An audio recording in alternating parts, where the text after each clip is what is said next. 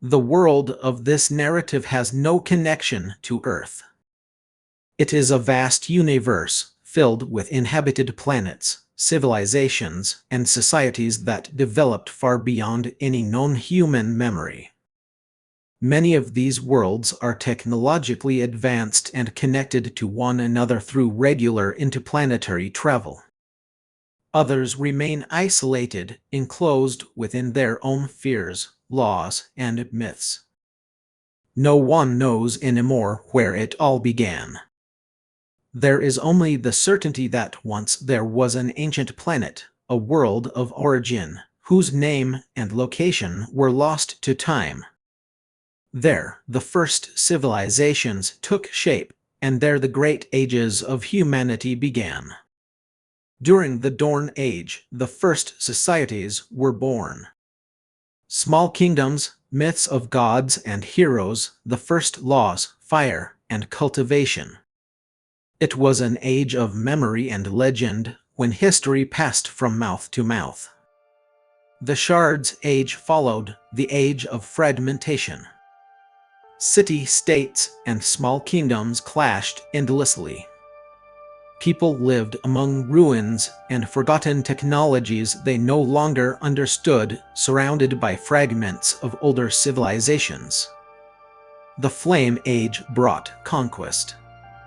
Kingdoms became empires, wars multiplied, and societies were forged through violence and fire, while the first great dynasties emerged and laid the foundations of future power.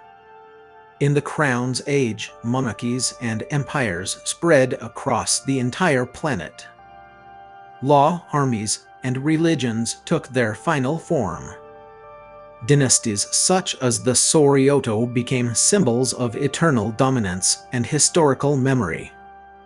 The Iron Age brought industry. Cities choked by smoke, factories, nuclear reactors, and weapons of annihilation. Artificial intelligence was born, and the first hesitant steps into space began to change the course of humanity forever. As for the Stars Age, there are no answers. No one knows how these societies abandoned their original world and colonized so many planets.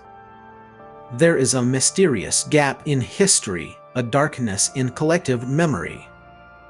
The only certainty is that from that era, highly advanced civilizations emerged across many worlds. Today, we live in the current age. Empires, oligarchies, and planetary alliances dominate the universe. The memories of earlier ages have become myths, yet the struggle for power and survival continues in new forms. Planets differ from one another. Some are unified states, others host many different countries. Political systems vary, from authoritarian dictatorships and empires to parliamentary systems with assemblies and parties. Three major alliances dominate the interplanetary political scene. The Sindarian Union of Nations, under the hegemony of the Sorstian Empire, is composed mainly of authoritarian regimes. The Liberal Alliance of Planets brings together parliamentary and aristocratic states without a single unified leadership. And the Order of the One is a strict monotheistic alliance of despotic planetary states. Most societies live concentrated in cities. Cities divided into sectors, with checkpoints, digital surveillance, and strict social scoring systems. The countryside is almost deserted, given over to corporate farms and industrial facilities. Daily life is recorded by cameras, drones, and analytical artificial intelligence systems, while personal devices and communication networks are part of the same surveillance grid.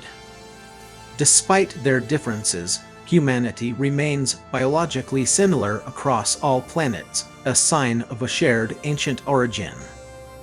Each world has its own language, yet almost everywhere Kamla is used, a common language of unknown origin.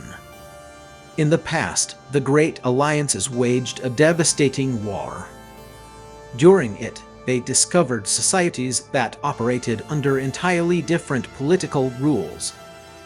Societies where laws were approved by the people, officials could be recalled, and power was not concentrated in a few hands. These societies were technologically simple but politically autonomous. Fear of the spread of such ideas led to their extermination. Then mysterious protectors appeared. Warriors with advanced ships and armor who intervened to save entire populations. Thus were born the rumors of the Corp and the Corpers, an organization that defends self-governance and freedom. Some consider them a myth. Others, living proof that power can be challenged. And above all, there are the explorers. A mysterious people devoted exclusively to mapping the galaxy. They do not rule, they do not intervene, they do not colonize. They place beacons and open routes that all powers use without ever involving themselves in conflict. The history of this universe endlessly repeats the same pattern.